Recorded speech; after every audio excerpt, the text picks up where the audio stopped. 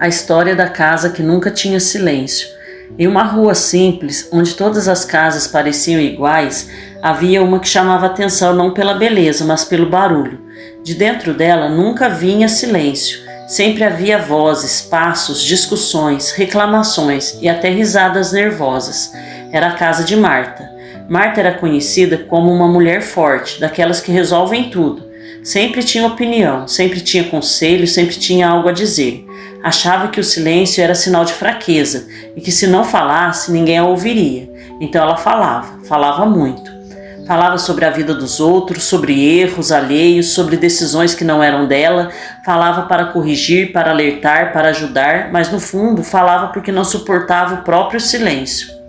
Dentro daquela casa ninguém descansava de verdade. O marido se calava para evitar conflitos. Os filhos aprendiam cedo a não expressar sentimentos. As visitas não ficavam muito tempo. Todos sentiam que ali faltava algo essencial: paz.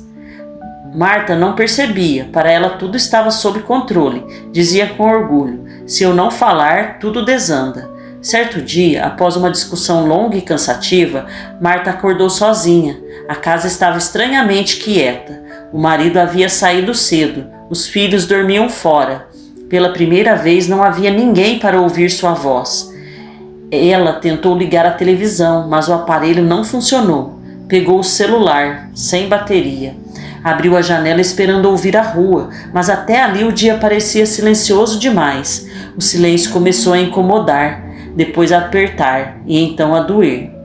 Marta andava pela casa falando sozinha, como se precisasse provar que ainda existia, mas cada palavra ecoava vazia.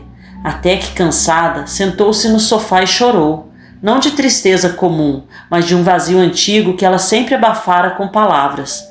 No meio daquele choro, lembrou-se de quando era jovem, de quando tinha sonhos, medos, inseguranças. Lembrou-se de como aprender a falar alto para não ser ignorada, de como confundir controle com cuidado e barulho com presença. O silêncio começou a falar com ela.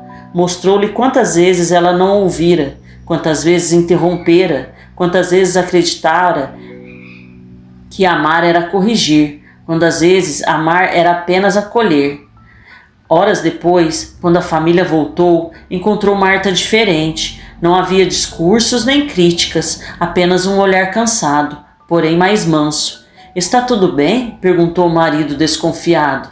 Marta respondeu: "Hoje aprendi algo que ninguém nunca me ensinou.